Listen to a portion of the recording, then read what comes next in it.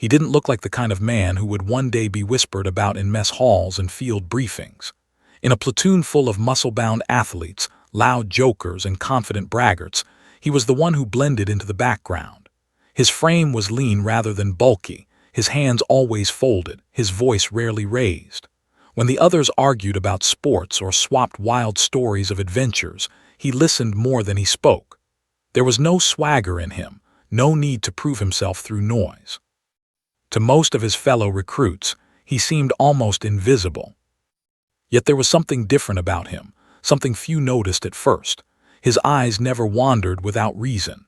They moved with purpose, measuring, calculating, as though every detail around him carried meaning.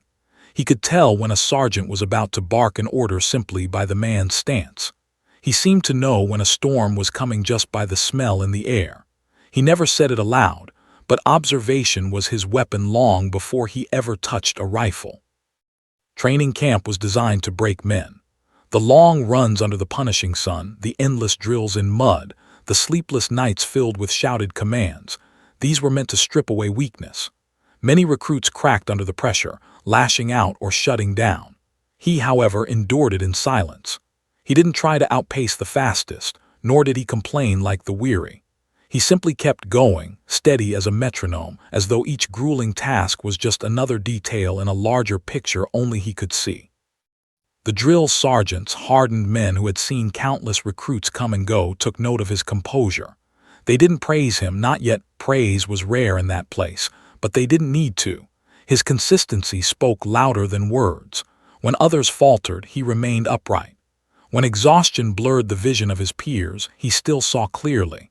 That clarity set him apart, even if the others didn't realize it. The rifle range revealed even more. Recruits were expected to fire in rhythm, follow procedure, and strike paper targets at manageable distances. Many fumbled with the basics, sloppy breathing, jerking triggers, sights misaligned. But when his turn came, he approached with quiet focus. He lay prone on the cold ground, cheek pressed to the stock, finger resting lightly on the trigger. He inhaled, exhaled, and fired. The round struck close to center. Another breath, another shot, closer still. By the third, the hole on the paper hardly widened. His bullets were threading into the same space, as if guided by an unseen hand. The instructors exchanged brief looks but said nothing.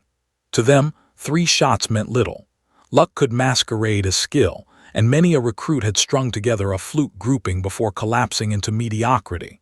Still, the silence around him felt heavier than before, as if the range itself had noticed something was different. His fellow trainees, usually eager to mock or boast, stayed quiet. They watched him with the unease of men who had glimpsed the beginnings of something beyond their reach. What no one knew then was how far his gift extended. His accuracy wasn't a matter of chance. It was instinct sharpened by patience, a natural ability to read distance and movement without conscious thought. Where others relied on hurried guesses, he simply understood. It wasn't magic, it was attention. The way the wind shifted through grass, the subtle vibration in his rifle stock, the exact moment his lungs paused between breaths. He didn't fight the shot, he became part of it. Still, in those early days, he drew little attention outside the range. To the rest of the unit, he was just the quiet one, the man with the watchful eyes. No one suspected that beneath that calm exterior lay the makings of a sniper who would one day etch his name into legend. Even his future instructor, a veteran carved by wars, dismissed him as ordinary.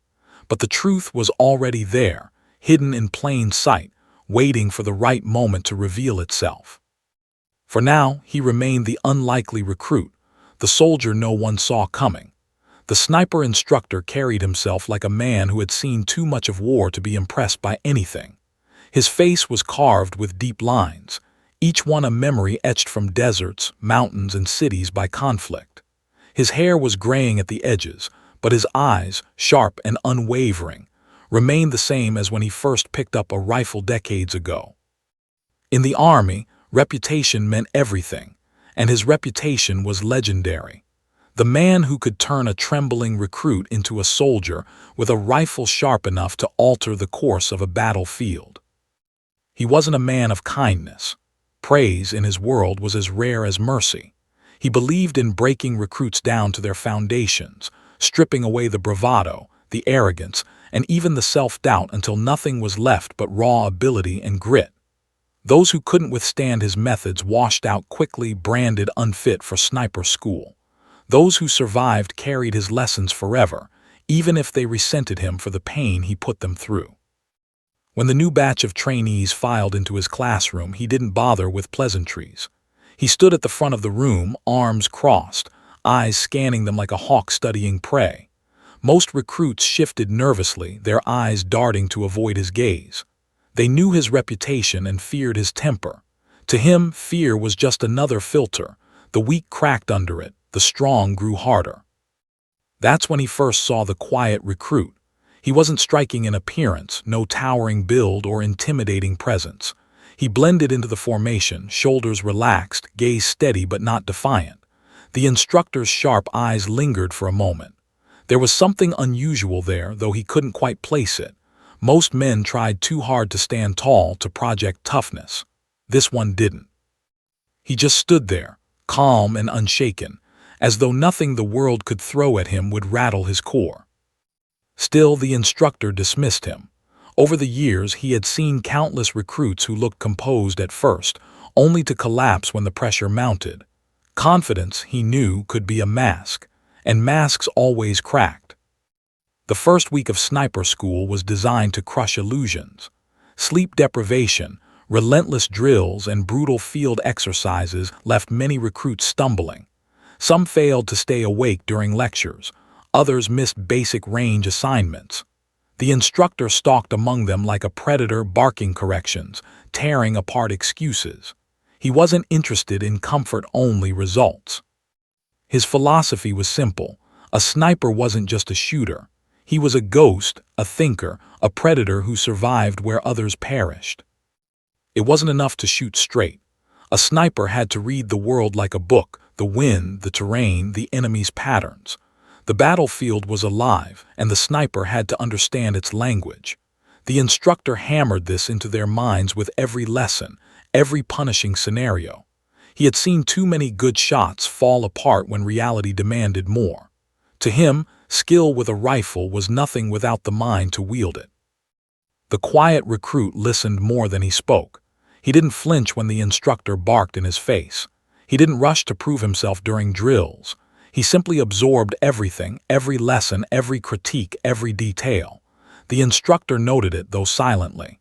In his experience, the loudest usually faded quickly, while the silent ones sometimes hid a deeper strength. Still, he refused to let himself believe it too soon. To test his class, the instructor often staged scenarios meant to push them past their limits. Long marches carrying heavy packs, followed immediately by precision shooting drills. Crawls through mud and thorn bushes with rifles held steady above their heads. These weren't just physical tests, they were psychological traps designed to reveal who broke first. And in these trials, the quiet recruit never faltered. He wasn't the fastest, but he was steady. He wasn't the loudest, but he was precise. The instructor didn't show it, but he was beginning to take notice. There was something unsettling about the recruit's composure. It wasn't arrogance, wasn't bravado. It was something else. A steadiness that reminded him of seasoned snipers who had survived years of war. But this was just a recruit, barely out of basic training. How could he carry himself with the calm of a man twice his age and experience? That night, as the instructor reviewed the day's scores and reports, his eyes kept drifting back to one name, the quiet recruit who hadn't stumbled once, who had listened without complaint, who had shown a patience rare among rookies. He closed the file and leaned back, the thought pressing in his mind like an itch he couldn't scratch. He didn't want to admit it yet, but something told him this recruit might not be ordinary. The rifle range had a smell that every soldier came to know, the acrid bite of gunpowder, the dry heat radiating off the sand, and the faint tang of oil clinging to steel. On that morning, the recruits lined up in prone position, rifles cradled against their shoulders. Targets stood waiting 300 yards away, a distance that was just far enough to expose poor fundamentals. For most, this was where the cracks began to show. The instructor paced behind them, his boots crunching in the gravel. He didn't shout this time. He didn't need to. The silence, broken only by the occasional snap of rifles discharging, was pressure enough. Every recruit knew that each shot was being measured, judged, and remembered. Most of the recruits were struggling. Their nerves betrayed them, and it showed in their scattered groupings. Some fired too quickly, eager to impress, only to watch their shots land inches off target. Others hesitated too long, letting their breaths turn shaky, pulling their barrels off line. The instructor had seen it all before, rookies letting adrenaline fight against their training. Then came the quiet recruit's turn. He moved with deliberate calm, lowering himself onto the mat without the fumbling that betrayed nerves. His cheek found the stock of the rifle as naturally as if it belonged there. He inhaled slowly, exhaled, and let his body settle against the earth. For a moment, he seemed more statue than man. The first shot rang out. Dust kicked off the berm behind the target, but the hole appeared near the center. The second came after a steady breath, landing just beside the first. The third nearly touched the same tier in the paper.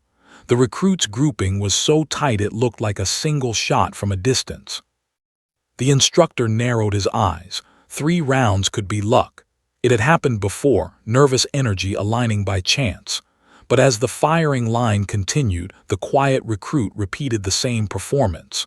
Another group of shots landed neatly together, far than anyone else on the line. Consistency, the instructor knew, was the real test, and this recruit had it. The other recruits began to notice. One of them, usually loud and mocking, glanced over with furrowed brows. Another muttered under his breath, trying to dismiss it as coincidence. But the whispers grew. Men who had laughed at the quiet one in the barracks now watched him with uneasy respect. It was one thing to talk tough. It was another to put round after round in the black when everyone else was scattering shots like dice on a table. The instructor remained outwardly stoic, but inside he felt the faint stirrings of curiosity. He had trained dozens of marksmen, some of them exceptional, most of them average.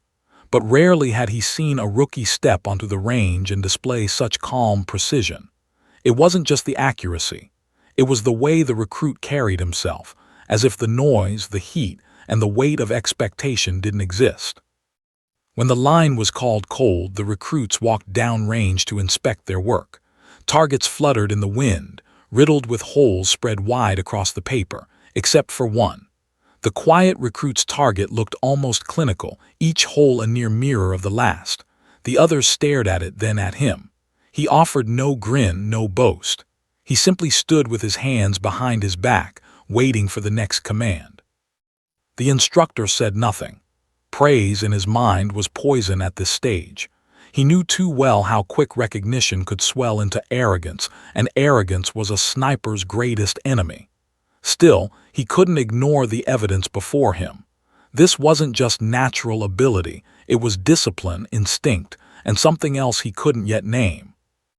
That evening, while the recruits cleaned their rifles in the fading light, the instructor lingered near the edge of the range, his eyes falling once again on the quiet recruit. Others laughed, cursed, or complained about sore shoulders. He, however, worked in silence, every motion efficient, every detail attended to with care.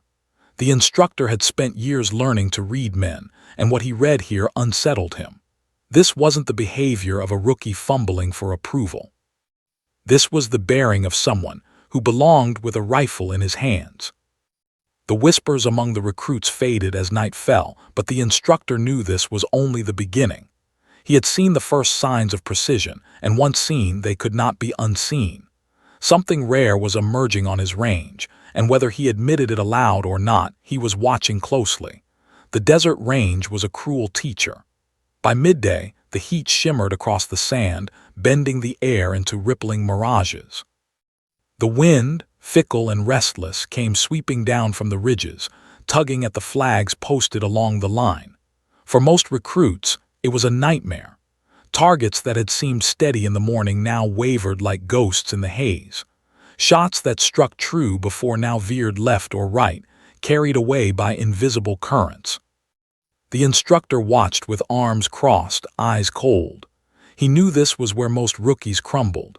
Anyone could shoot well on a calm day, but a sniper's life was spent in chaos: wind, rain, shifting terrain, enemy fire. Precision wasn't about perfection, it was about adaptation. And adaptation, he believed, couldn't be faked. The recruits fired nervously, frustration etched on their faces. One cursed as his bullet landed a foot wide of the target. Another smacked the side of his rifle in anger, as if the weapon itself had betrayed him. The line was unraveling, and the instructor, though stern, wasn't surprised. This was the pattern he expected. Then his gaze shifted to the quiet recruit. The young man lay prone, rifle nestled into his shoulder, eye pressed against the scope. Unlike the others, he didn't rush his shot. Instead, he studied. His eyes flicked from the waving flags to the quivering heat lines rising off the sand. He licked his lips, then adjusted the rifle's scope, not wildly, not in panic, but with small, precise movements, as if he were tightening the gears of a delicate machine. The instructor narrowed his eyes. Most rookies overcompensated when the wind played tricks on them. They twisted dials too far, second-guessed themselves, and then lost confidence altogether. But this one adjusted with certainty, as though the calculation had already been solved in his mind. His breathing slowed, his body seemed to merge with the earth beneath him, and the rifle became an extension of his will. The shot cracked. Dust kicked up near the target, and when the spotter confirmed the hit, murmurs rippled down the line. Dead center. Another adjustment, another shot. Again, the bullet struck true. The instructor felt something stir in his chest. Not admiration, not yet, but unease. It was the same unease he had felt years ago on a battlefield when he realized he was being watched by an enemy sniper. A hunter's instinct, a sixth sense that whispered, "This man knows what he's doing." He moved closer, crouching just behind the recruit as he prepared another shot. He watched the boy's fingers, steady as stone, adjusting for windage with the ease of a craftsman. He noted the subtle way the recruit timed his trigger pull with the stillness between gusts. There was no fumbling, no hesitation. This wasn't luck. This was knowledge, raw, instinctive knowledge that couldn't be taught from a manual. The round cracked again, and once more the target rang true. Around them, the other recruits grew restless. Some whispered in disbelief, others muttered with frustration. A few simply watched, their earlier bravado fading into silence. The quiet recruit didn't notice, or perhaps he didn't care. His world had narrowed to the rifle, the wind, and the target in the distance. The instructor straightened slowly, arms tightening behind his back. His face betrayed nothing, but his mind raced. He had seen gifted shooters before, men who trained for years to master the rifle, and even they struggled under conditions like this. Yet here was a raw recruit, weeks into training, reading the wind and adjusting his scope as if he'd been born for it. For the first time in a long while, the instructor felt the unexpected thrill of possibility. This wasn't just another soldier passing through his class. Something rare was taking shape before his eyes, something that explanation. He said nothing when the exercise ended. He offered no praise, no. But as the recruits filed off the range, he kept his gaze fixed on the quiet one.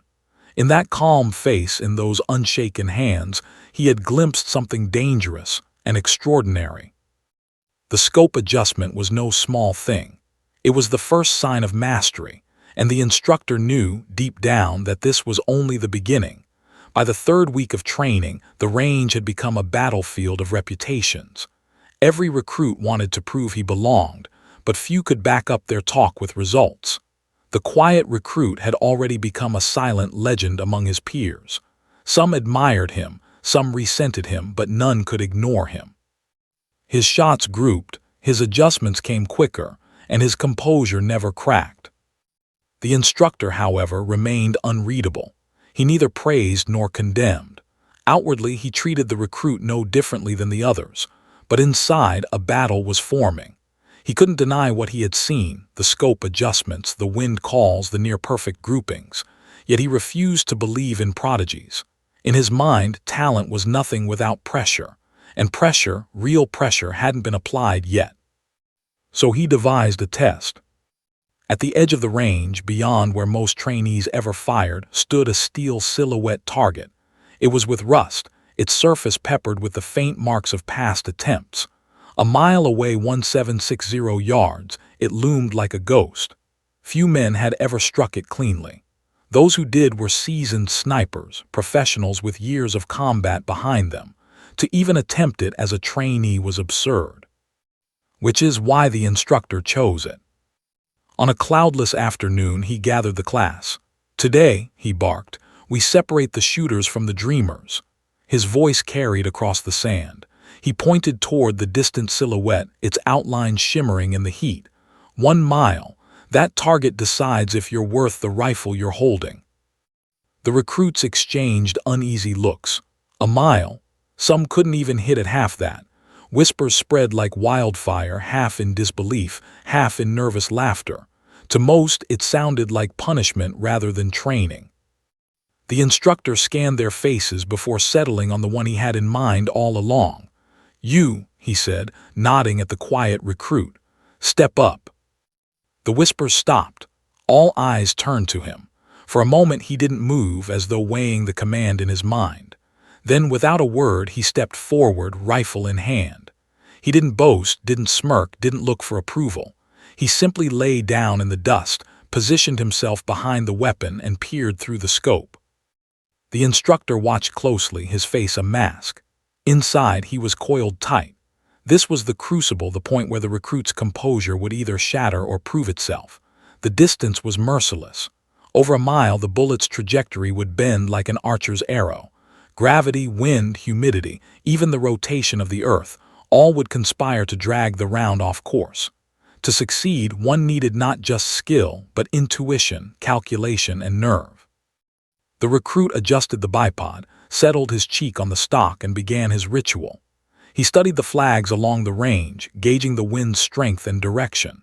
He watched the mirage waves twisting above the sand, subtle indicators of heat and drift. His fingers moved to the scope, making careful adjustments, small clicks, deliberate and sure.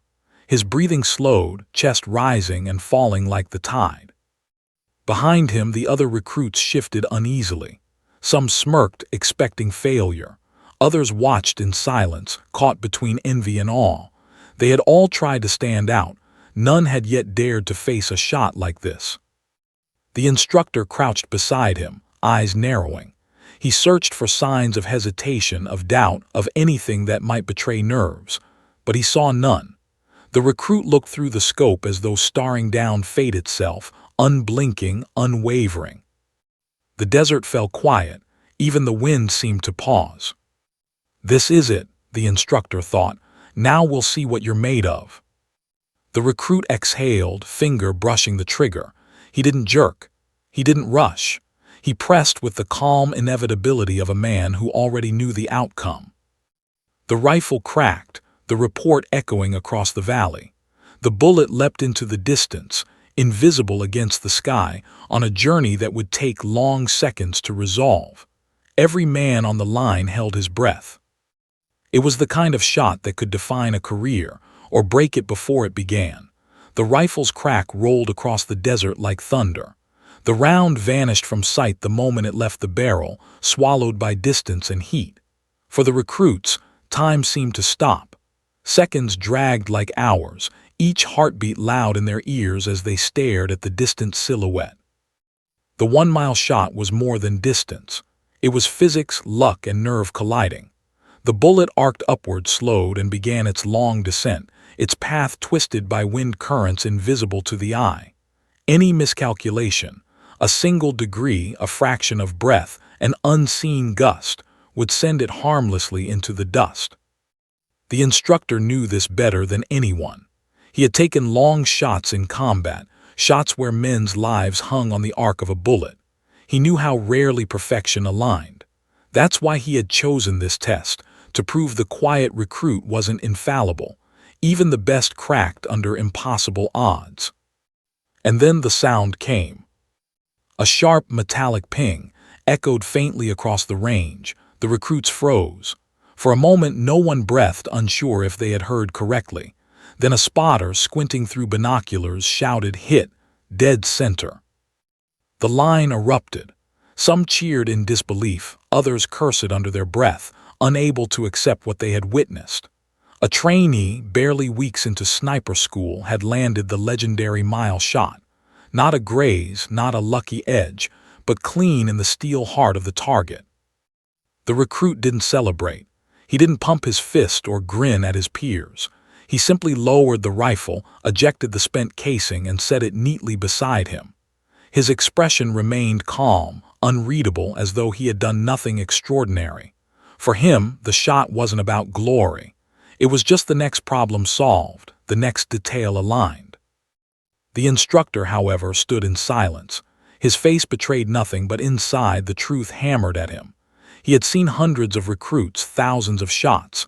He knew luck when he saw it, and this was not luck. The recruit's movements had been too precise, too confident.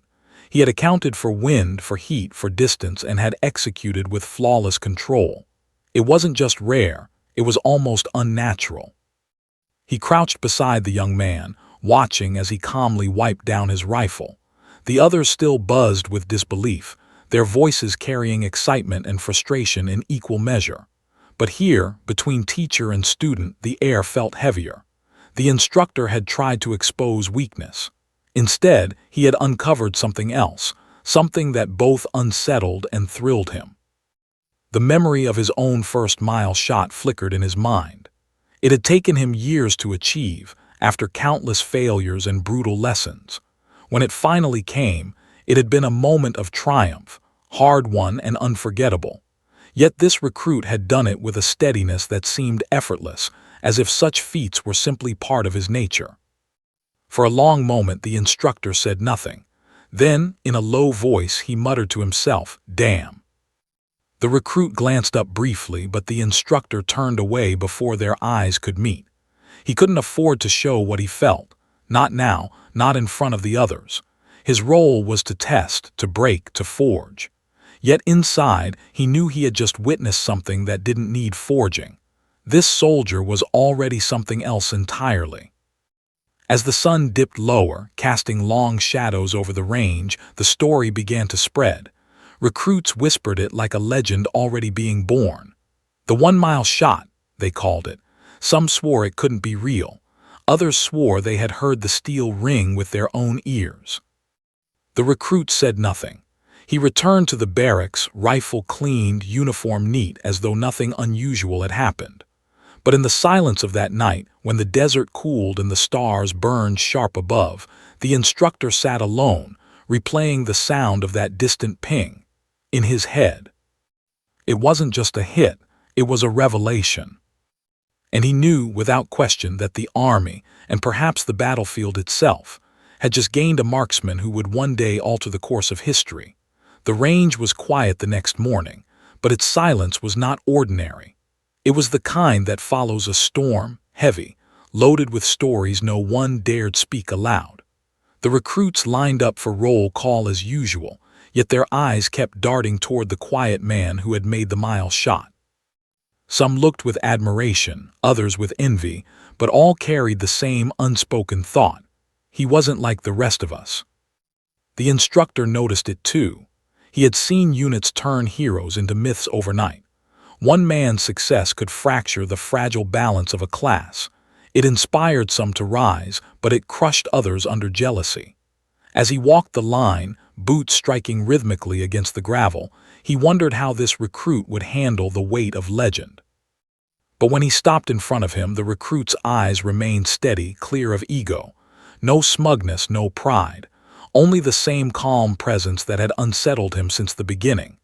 The instructor felt his jaw tighten. "You don't even know what you've done, do you?" he thought. Or worse, you do and it doesn't faze you. Later that day, while the recruits broke for chow, the instructor stayed behind at the range. He set up a rifle on the same firing line, adjusted the scope, and stared down at the distant silhouette target. The steel still bore the faint mark of yesterday's shot, a dark scar in the exact center. He knew it hadn't been luck. He knew it as surely as he knew his own heartbeat. Lying prone, he replayed the recruit's actions in his mind. Every adjustment, every pause, every breath. It was textbook, no better than textbook. It was instinct honed to an edge that training alone couldn't create. Some men learned precision through years of grinding discipline. Others, a rare few, were born with it in their bones. He hated admitting it, but this man was one of them. He pulled the trigger, sending his own round toward the mile target. The bullet struck steel, slightly high, slightly left. A solid hit, respectable, but not center. He adjusted, fired again. This time closer, but still not perfect. He exhaled hard, frustration simmering beneath his ribs. The difference wasn't his skill. It was something harder to name, a presence in the shot, a natural rhythm that made the impossible seem inevitable. The recruit hadn't just hit the target, he had done it as if failure were never an option. That kind of confidence couldn't be taught. It could only be discovered. As the instructor stood, brushing sand from his knees, he realized the weight of what he had uncovered. The army needed men like this. Wars turned not on numbers alone, but on individuals who could shift outcomes in moments that seemed impossible. One man, one bullet, 1 mile. It could change everything. But with that realization came a gnawing unease. What happens to a soldier who carries that kind of gift? Some burned out, consumed by the pressure of expectations. Others grew reckless, convinced they were invincible. And a very rare few, rarer than any medal could count, remained steady, unchanged, dangerous only to those who stood against them. That night he called in a report. His voice over the secure line was flat, professional, stripped of personal feeling. Recruit demonstrates exceptional long-range precision. Recommend advanced field placement, possible consideration for specialized units. He gave no details of the mile shot, no hint of the legend already spreading through the barracks. That was between him and the steel target, for now. When he hung up, he sat in silence, the desert air cool against his skin. He thought of the wars waiting beyond training grounds, of missions where shots like that weren't just feats but lifelines. The recruit wasn't simply promising. He was already beyond the line where promise ended and destiny began. The instructor rubbed his temples, a weary smile tugging at his lips. "You didn't just hit a target," he muttered. "You hit me, right where I can't ignore it." For the first time in years, he felt something stir inside, excitement mixed with unease. He wasn't just shaping another soldier. He might be standing at the edge of history, watching it take aim. The story of the 1-mile shot traveled faster than the desert wind. By the week's end, it had already grown beyond the barracks. Recruits repeated it in whispers. Instructors from other units raised eyebrows when they heard it, and even seasoned snipers came by the range to confirm whether it was true. Some dismissed it as exaggeration, a tall tale born of boredom. Others swore it had happened exactly as described. But the steel target, with its fresh, perfect scar, bore silent witness to the truth. The recruit remained unchanged. He rose at dawn, cleaned his rifle, trained without complaint, and returned to his bunk at night. While others basked in the attention, he seemed oblivious to it, as though the shot were nothing more than another mark on a long road. To him, greatness wasn't a moment to be celebrated. It was a responsibility to be carried. The instructor watched closely. Every day he expected to see some crack, a flicker of arrogance, a sign of pressure. None came. The recruit was steady as stone, unbothered by praise or envy. That steadiness unnerved the instructor as much as it impressed him. It wasn't natural for someone so young to hold themselves with such quiet weight. When graduation neared, the instructor was summoned to a briefing. Higher command had taken notice. They didn't speak of myths or rumors, they spoke of results, cold and clinical. The recruit's record showed unmatched accuracy, flawless discipline, and a shot that confirmed what few dared believe. He wasn't destined for a standard deployment. He was earmarked for a specialized path, one few would ever know existed. The instructor gave his report, careful to stay professional. But when asked if he believed the recruit was ready, a pause lingered before his answer. Finally, he said, "He's more than ready, he's inevitable." The words surprised even him, but they carried the weight of truth. On the final day at the range, the instructor sought him out. The desert sun painted the sky in bands of gold and crimson, casting long shadows across the familiar stretch of sand. The steel silhouette still stood in the distance, silent, eternal. "You know," the instructor said quietly, "that shot will follow you. Men will talk about it long after you leave here." The recruit glanced at the target, then back at the instructor. His face betrayed no pride, only a calm certainty. "It wasn't about them," he replied softly. "It was about the shot." The words struck the instructor harder than expected. In that moment, he realized the truth. The recruit wasn't chasing fame or validation. He wasn't even chasing perfection. He simply existed in a state where failure was not considered, where the shot was its own purpose. That kind of mindset was dangerous. That kind of mindset was rare. As the recruits packed their gear and prepared for their next assignments, the instructor stood alone at the edge of the range. He stared at the distant steel figure, still marked by the impossible round. The desert wind carried whispers of its own, whispers of waiting, missions unspoken, and a marksman whose name would one day be etched into stories told in hushed voices. He knew his role was finished. He had tested, he had doubted, and he had witnessed. The rest was no longer his to control, but deep inside he felt something he hadn't in years, a quiet pride mixed with awe. He had been present at the moment when a legend was born. As the sun sank and darkness crept across the range, the silhouette of the target faded into shadow. Yet the memory of the shot, the impossible mile, the unshakable calm, the ringing echo of steel, remained. It would remain long after both teacher and student were gone. The recruit walked away into a future written not in ink, but in precision, patience, and the certainty of a man who never missed. And the instructor, watching him go, whispered a single word under his breath: "History." Because in his heart he knew that day on the range had not just produced a sniper. It had marked the beginning of a story that would ripple far beyond the desert, far beyond the army, far beyond even war itself. It had marked the making of a legacy.